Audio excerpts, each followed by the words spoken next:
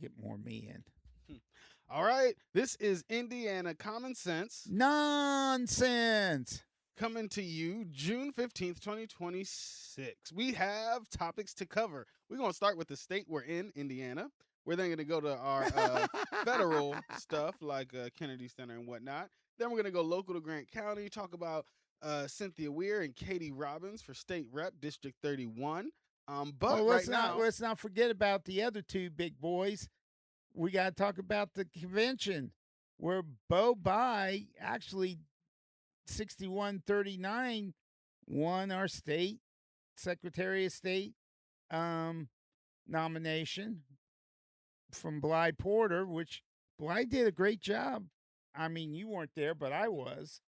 And there's a firecracker for treasurer. Her name is, let me pull her name up real quick in my list of goodies here because I keep getting her friend notice all the time. Hello. Oh, by the way, I want to say here's the tea from the Northlands to my southern girls and guys. Miss Christie, here's the North tea, and to Texas Paul, here's tea from the North, and of course Quentin Pratt, you know, F Karen too. Here you too. Here's the tea from the Northland, which I'll be drinking all through this next hour. Why? Because I have to spill my tea up here from the north too, guys. Come on. Let's get started. I'd like to start with good news. So we're going to go on the Kennedy Center. For those of you who didn't hear, a rainbow appeared. Oh yeah, it was a beautiful picture, man. I saw it. Yep, it was all over the news, making headlines. Wonderful, good news. And now that we got done with the good news, my friend here is in a Oh bad no, mood no, no, no, today. no, no. It was even better. Oh, it's even better. Yeah. It got so bad when Trump saw Mexicans tearing down the signage that he put a big old barrier in front of it while they were taking it down. That's just how mad he got. Woo! I did see that it was covered for sure, for sure. All right, we can go to Governor Braun next. Oh, let's talk about Governor Braun. I ran across a cartoon. I was looking for it real quick so we could post it of Donald Trump leading Governor Braun and Lieutenant Governor Beckwith on a leash as his cute little pets. It was funnier than all get out. But let's keep in mind, let's remember two facts. Mike Braun was elected, unfortunately. Mm-hmm. Beckwith wasn't elected. What?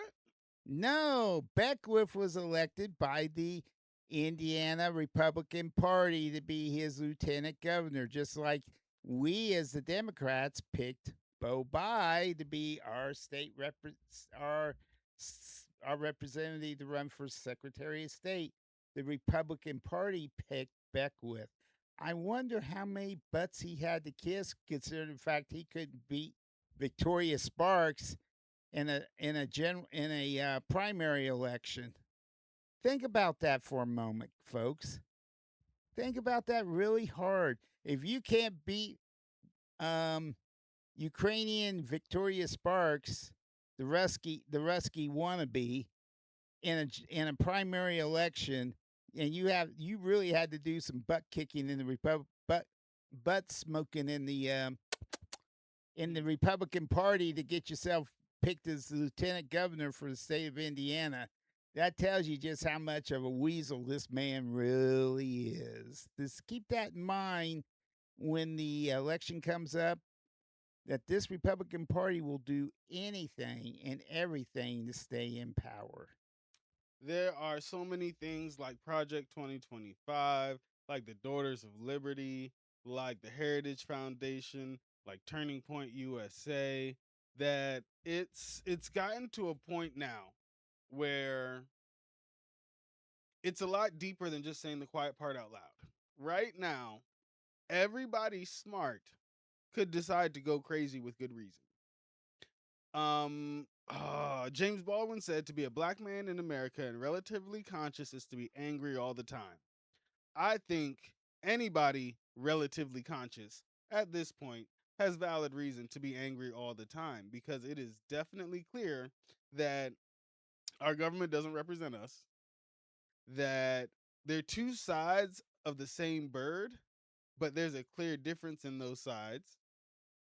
Nobody can say they're the same side anymore when Kamala Harris was absolutely nothing like what Trump I is mean, now. I wasn't a big fan of Kamala Harris.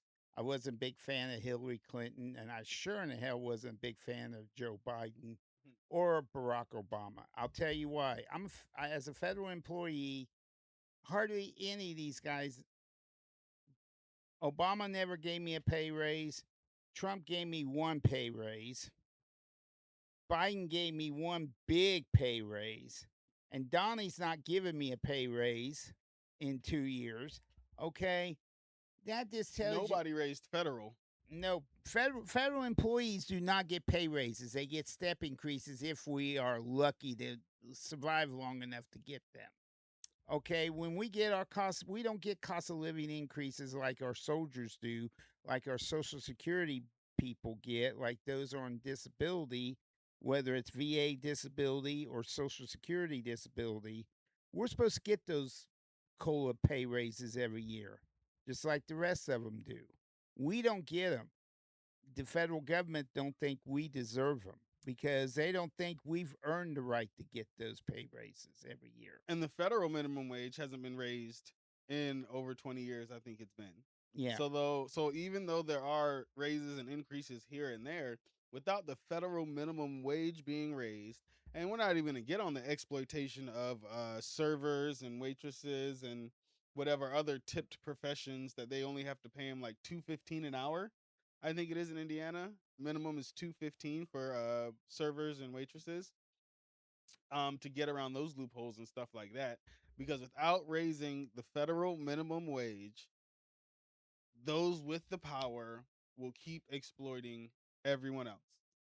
Trickle down trickle down economics has never worked. You never give rich people more money because what they do is they hoard it. Mm-hmm. Mm-hmm. And back when, okay, keep in mind, I'm a baby boomer. Okay, I'm an old folky. Okay, I'm 88. yeah, you're 88 is about as much as I'm 120. But keep in mind, I grew up in the era where my dad my dad worked usually 45 to 60 hours a week, but he had a factory job at what used to be Fisher Body, which is now the Marion GM stamping plant or metalworks plant. And he made good money. And mom stayed home and did what most women did back then in the 60s and 70s, raise the children, budget the money. We went on trips. We went to St. Louis to King's Flag. Pardon me, that was Six Flags.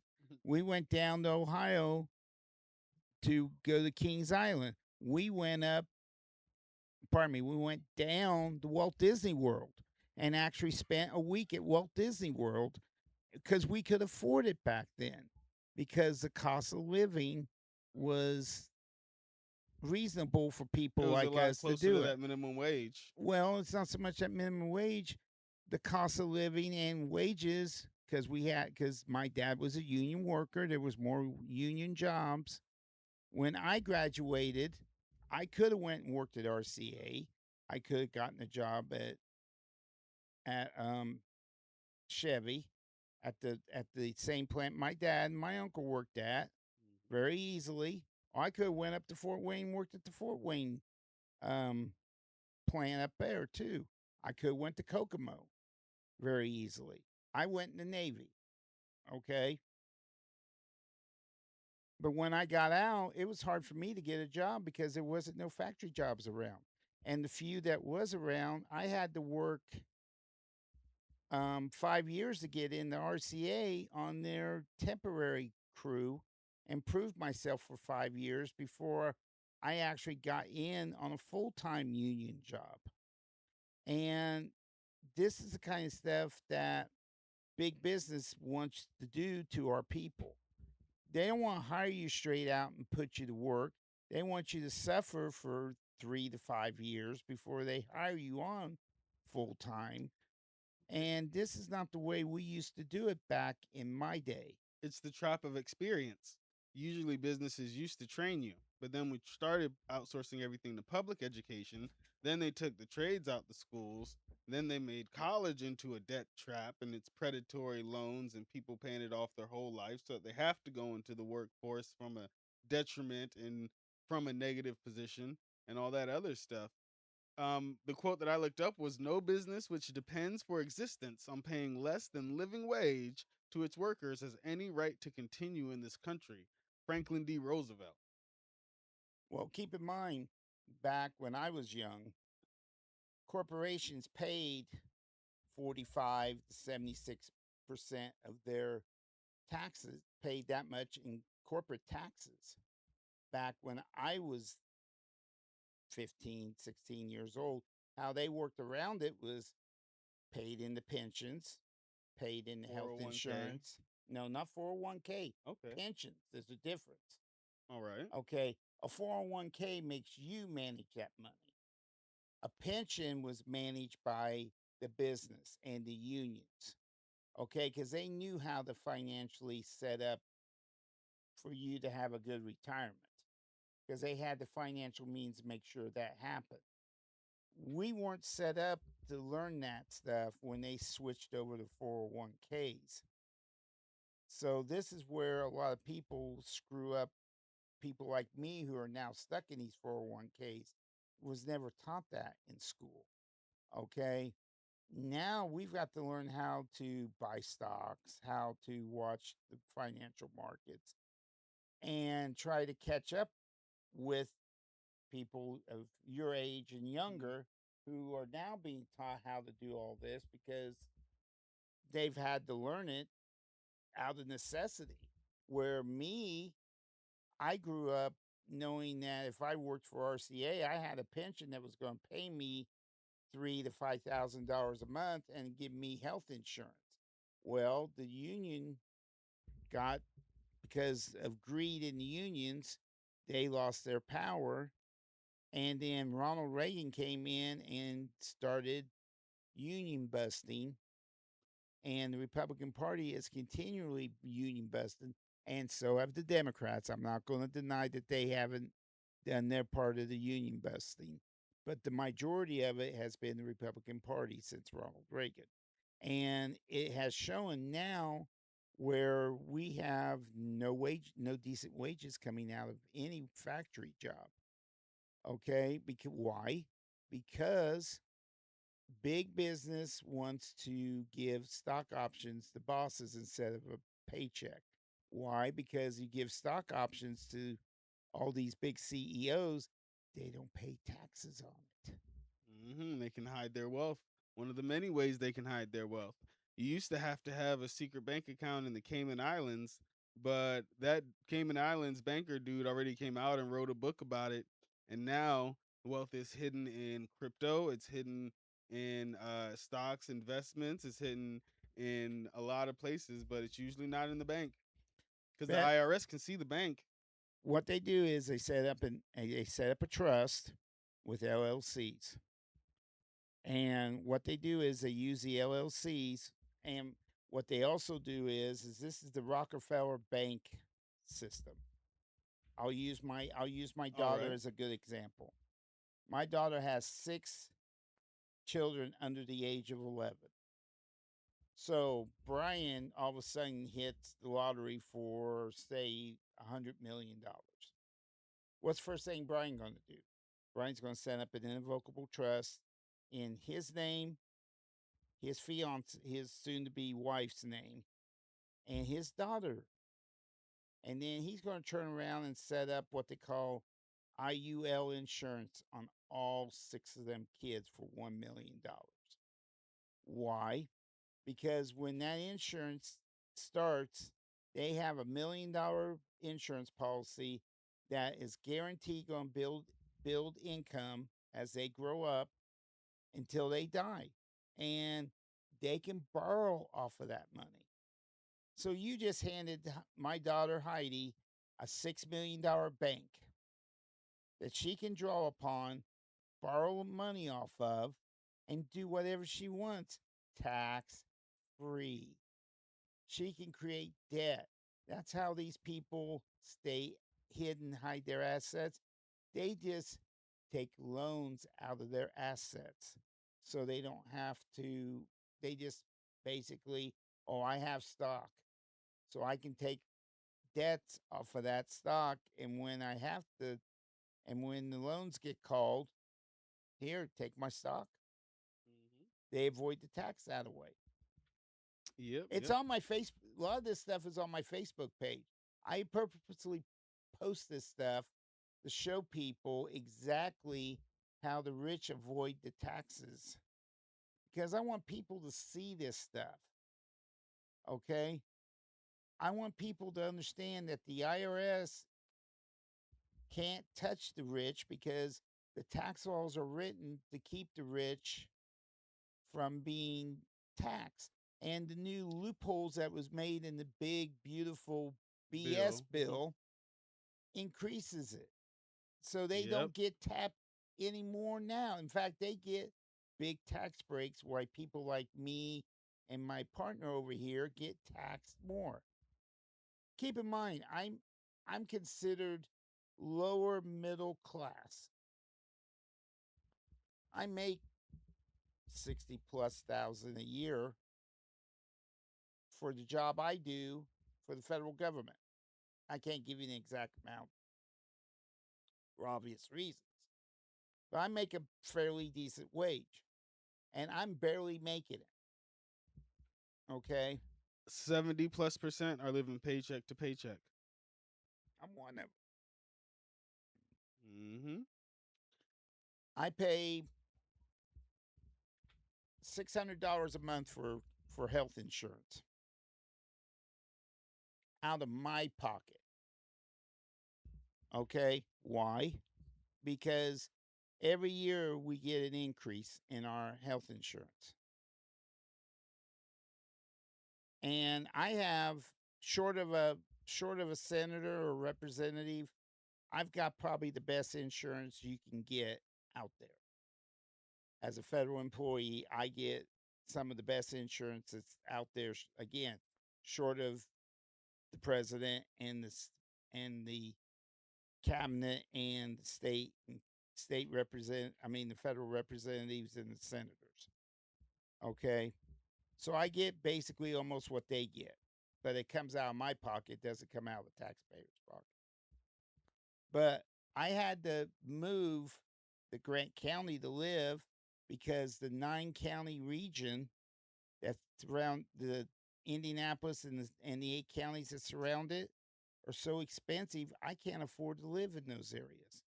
It's pretty bad when you can't afford to live in Alexandria or Anderson or Westfield because it's so expensive. Westfield's always been expensive from my experience. Westfield is up there with Fishers and Noblesville. And then Mike Braun, well, speaking of Mike Braun, he wants to create a toll road on I 65 and I 70. Now, keep in Mm. mind, the federal highway law says that the federal government pays 70% of the highway costs and the state pays the other 30%. Keep in mind, Indiana is the most taxed state for their roads in the country. That means we pay a high gasoline tax to keep our roads up to date. So why is it, which by the way, Governor Braun, in his wisdom to try to keep us all happy, has removed those taxes. So in 3 months, we're not going to have money for those roads. They've been doing construction on I-69 for at least a decade. Right where you come down 69 and it meets 260 or 460, whatever the circle is, Beltway. They've been doing construction on that for like a decade. 269. Yeah, 269. They've been doing construction on that for a decade. Oh, you ain't seen the good one. The good one? Oh yeah, What? I 70. when you're merging out, split off between 70 and 65. In the middle of Indy. Yeah, downtown. Yeah. They've got half a 70 cut off because they decided to upgrade the sewer lines. So they have it cut off at the Fletcher, Michigan, and Ohio Street exit, down to one lane on each of them, and then two lanes splitting off for 65 north and 70 east. We've got big buildings in Indianapolis that needs those semi deliveries to get to those loading docks. But the road was fine before that. Yeah, and then they needed to close it for the sewer or something. We got to get to local though. We have some local friends that we want to definitely mention and at least give their intros. I am not personal friends with them, but I was able to go to at least things that they were at, and I'm friends of friends with them. And Well, let me finish the oh yeah, 70. you guys, yeah, Okay, Indiana. I travel 20 miles on I-70 from Mount Comfort Road to South Holt Road. That's Holt Road to the Indiana National Guard headquarters. Okay. So that's 20 miles for me to travel one way. Now, under Governor Braun's proposal, it's going to cost 10 cents a mile out of my pocket every day. For those who want to do the math, that's $2 one way or $4 round trip every day. It comes out of my pocket. Take that times five. That's 5 times 4 is $20 out of my pocket Every week, every week times 4, $80 a month. $80 a month, not on top of the fact that I'm paying whatever gas price is at the time and the gas tax. And Marion County is getting ready to add a county tax for traveling into their county. For people who travel into Marion County, they're talking about a 10-cent tax for every vehicle that enters Marion County. You got to pay 10 cents to come into the county if you don't live in Marion County. So you add that all up, it adds up after a while. Sure Okay, does. people like me have to travel into work. By the way, that's a 91-mile trip one way every day. So I'm traveling 182 miles 5 days a week because Governor Braun and Mr. Trump decided that teleworking isn't productive enough for us to be working from home, which I was doing 2 days a week before the commander in chief decided to cut us off. Think about that. But he can fly from the governor's mansion to Jasper on a 600, what was it, 624,000 or $654,000 helipad we paid out of our pocket for him to travel to Jasper, and then approve a highway from Jasper out of Jasper for him to work his little business out of. Ask these questions. This is how Republicans make their money on our nickel. This is why we have to stop the Republican Party supermajority by electing Democrats like the two people we're getting ready to introduce, which is Cynthia Ware And Katie Robbins. I'm going to go ahead first with Katie. Katie Robbins is for the Indiana House of Representatives, District 31. And I'm reading right off of her website. Because everyday Hoosiers deserve everyday representation. I'm just going to give a quick blurb. Katie Robbins is a single mother, an ICU nurse, and a lifelong Hoosier. Caring for others isn't just her job, it's part of her everyday life. She sees that same care reflected in Grant County, where neighbors know one another, show up when help is needed, and value kindness, community, and a slower pace of life. Katie believes that we deserve the same level of care from our leadership in the Indiana House of Representatives.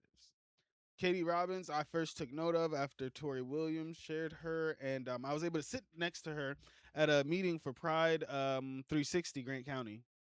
where we were discussing what we're doing this month for Pride, and she was there. So was her campaign manager or media manager or one of her people basically, and she seemed genuinely invested in the community and the LGBTQ community and her potential constituents here in Grant County, where she lives and works and has a lot of friends. And we're gonna make sure to bump her Facebook page and share her messages and get her elected, because we need to not give up, not surrender, keep fighting, keep moving forward, and get those people, using our power to get those people into office that we should.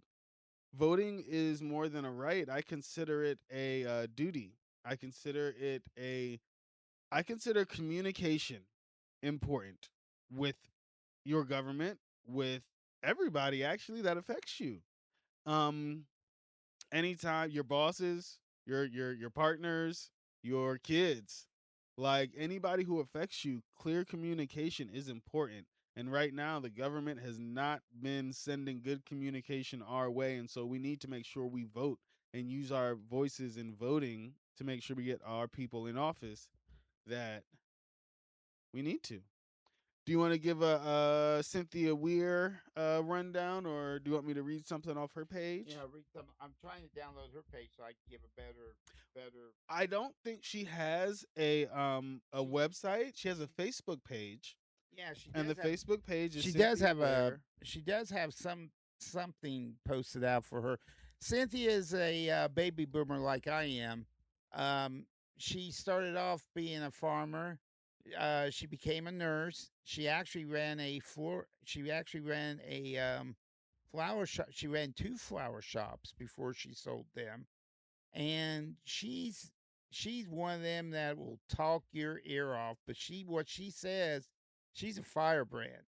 She'll tell you straight up as it is. She won't give you no. She's like me. She won't give you no BS. She's gonna tell it straight to you as what it is, and she's not afraid to tell you as it is. She's honest, straightforward, and to the point. She don't like she don't like BS. She doesn't like to beat around the bush about it. She'll tell you as it is. That's my kind of woman. T to you, Cynthia. T to you, Katie. Yep, we've got two ladies running for politics that we need to get in those offices. They are the right people. Cynthia in the Senate will be dynamite. She will blow things up and walk up and look at the Republicans and go, "We ain't having it." Period. Katie will stand up there and fight like a pit bull. We got folks, I can't say this any louder than I am right now. This supermajority that the Republican Party is basically rubber stamping everything. And if you don't believe me, when Holcomb was governor and he didn't like what the chambers were doing, and he vetoed something he didn't like, they went around his butt and broke the veto because they had a supermajority. A a state cannot run on supermajority and represent the people that they are here to represent. A state cannot run like that. Just like Grant County can't run like it's that on a supermajority. Okay, they don't represent the whole of the people. They just represent one side of that coin. You have to have Democrats and independents in there to allow them to speak their piece as well. And this election, we have to put the Democrats who are running in positions to have our voice heard across the county, the state, and in the federal election. JD Ford needs to get rid of Victoria Sparks. It's just flat out straight. I know there's a blue wave coming, but JD Ford needs to represent us in the 5th district at the House of Representatives. And then when either Young or Banks comes up for election, we need to remove one of them out of their office in the United States Senate. because we cannot be being represented by one party. We need to break this supermajority out of Indiana. When's the last time we actually had candidates coming in wanting our attention? We haven't. We might get a presidential guy maybe once, maybe twice, and then we're forgotten because they already know Indiana's going to go vote red. Let's turn Indiana purple.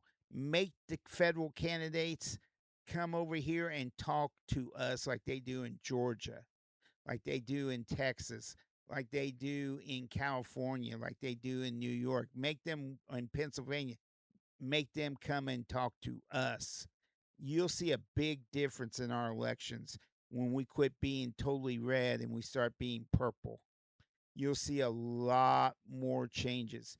And by the way, you want to stop this? You want to stop this big old data center?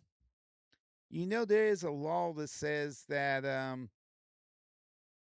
one of the ways the data center got stopped is because all the components came from China.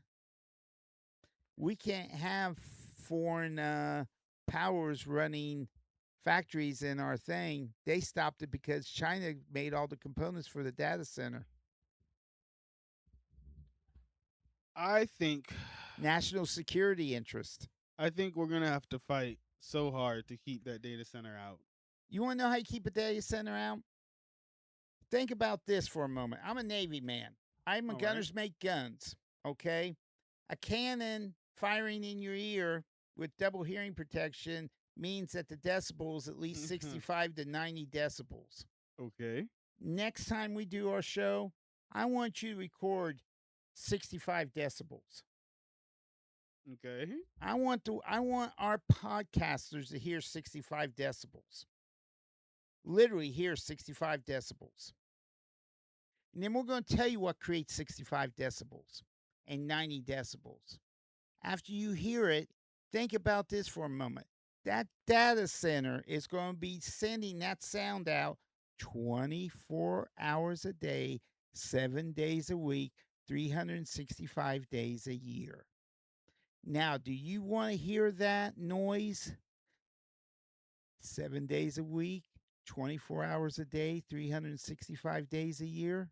I'll tell you what's going to do. If you have sleep problems, you're not sleeping. If you have mental problems, you're Oh gonna well. it's gonna cause your mental problems to get worse.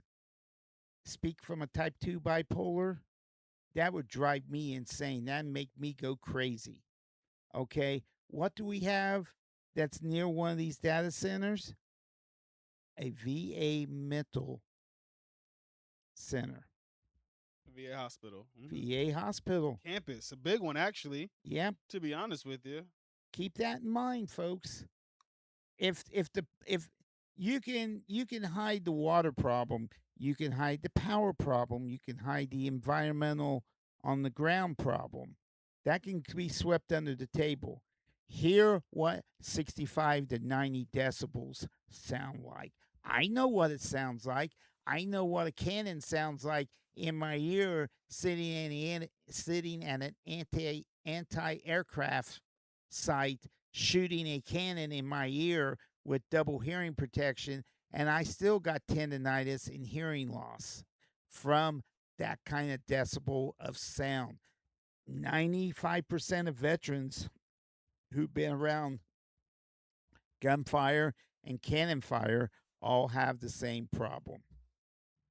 I want you to keep that in mind because my partner here is going to give you a 65 to 90 decibel sound blast next week. Yep. We'll see what And we we're do. going to let you all hear what that sounds like. And then you'll understand why we don't want a data center in Grant County. And first chance I get to a meeting, I'm going to pull my speaker out. I'm going to put that 65 to 90 decibel sound in front of the Grant County commissioners. I'm going to let them hear it because I'm going to put my hearing protection on. And I'm going to hand them all little earplugs to put in their ears because I want them to hear it. Now, the audience, I can't do nothing about you all, folks, but I'm going to warn you You might want to leave the room for a few moments while I give the Grant County Commissioners a taste of their own medicine. And I hope that lawyer that tried to pull the data center down in Indianapolis's west side is there because I want him to hear it for once. I want him to understand Grant County does not want this in their county. And if you don't think I won't sue, watch me. I'm an old man and I have nothing to do but F around with stupid motherfuckers. I'll sue. And I bet you I get a lot of people when they hear that noise that won't be happy, will be happy to jump on my bandwagon and sue the poo out of a data center. Watch me. I don't think we discussed how we were ending. Any suggestions? I want to end with this. Hey, Christy, how you like my team from the Northlands, darling?